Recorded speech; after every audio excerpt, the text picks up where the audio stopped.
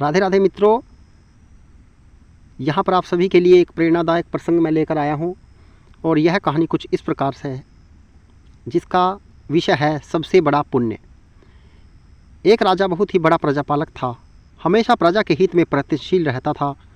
वह इतना कर्मठ था कि अपना सुख, ऐशो आराम सब छोड़कर सारा समय जन कल्याण में ही लगा देता था।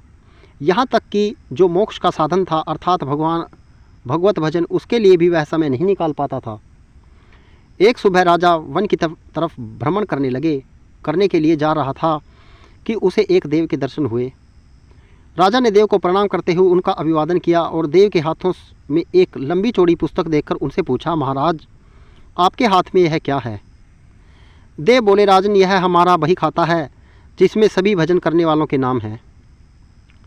राजा ने निराशायुक्त भाव से कहा, कृपया देखिए तो इस किताब में कहीं मेरा नाम भी है या नहीं। देव महाराज किताब का एक एक पृष्ठ उल्टने लगे, परंतु राजा का नाम कहीं पर भी नजर नहीं आया। राजा ने देव को चिंतित देखकर कहा, महाराज आप चिंतित न हो, आपके ढूंढने में कोई भी कमी नहीं है।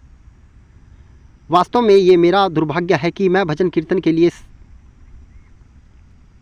राजा ने देव को चिंतित देखकर कहा, महाराज आप चिंतित न हो, आपके ढूंढने में कोई कमी नहीं है। वास्तव में ये मेरा दुर्भाग्य है कि मैं भजन कीर्तन के लिए समय नहीं निकाल पाता और इसलिए मेरा नाम यहाँ नहीं है।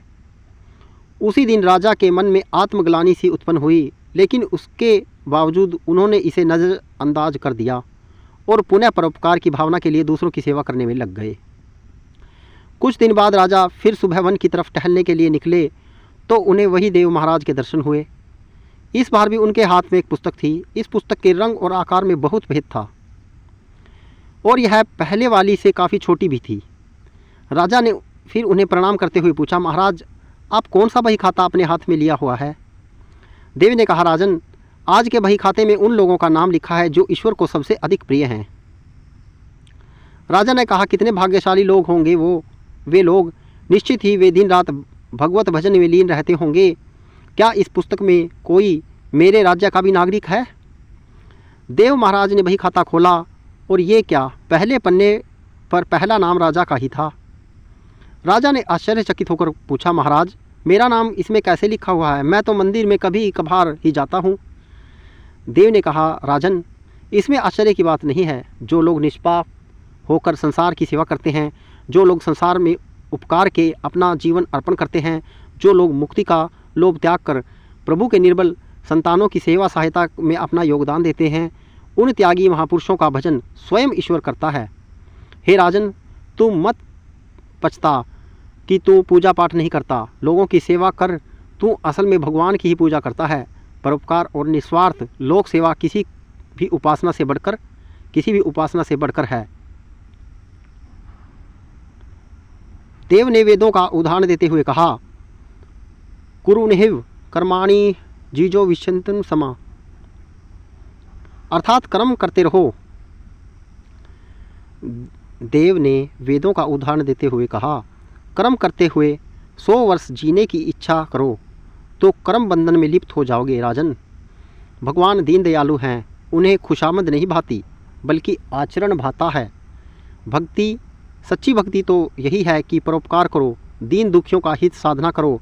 अनाथ, विधवा, किसान व निर्धन आज अत्याचारियों से सताए जाते हैं, इनकी यथाशक्ति सहायता और सेवा करो और यही परम भक्ति है। राजा को आज देव के माध्यम से बहुत बड़ा ज्ञान मिल चुका था और अब राजा भी समझ गया था कि परोपकार से बड़ा कुछ भी नहीं, और जो परोपकार करते हैं वही भगवान के सबसे प्रिय होते हैं। मित्रों, जो व्यक्ति निस्वार्थ भाव से लोगों की सेवा करने के लिए आगे आते हैं, परमात्मा हर समय उनके कल्याण के लिए यत्न करते हैं।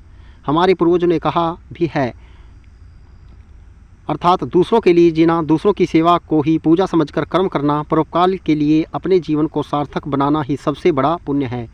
और जब आप भी ऐसा करोगे तो स्वतः ही आप ईश्वर के प्रिय भक्तों में शामिल हो जाओगे। मित्रों, इससे हमें प्रेरणा मिलती है कि हमें निस्वार्थ भाव से सभी की सहायता करनी चाहिए। और मित्रों, इस प्रकार के प्रसंगों के लिए भक्ति से इस प्रकार के कहानियों के लिए, भक्तिपूर्ण प्रसंगों के लिए हमारे YouTube चैनल को सब्सक्राइब करना ना भूलें। आप सभी का वीडियो देखने के लिए बहुत बहुत धन्यवाद। राधे राधे मित्रों।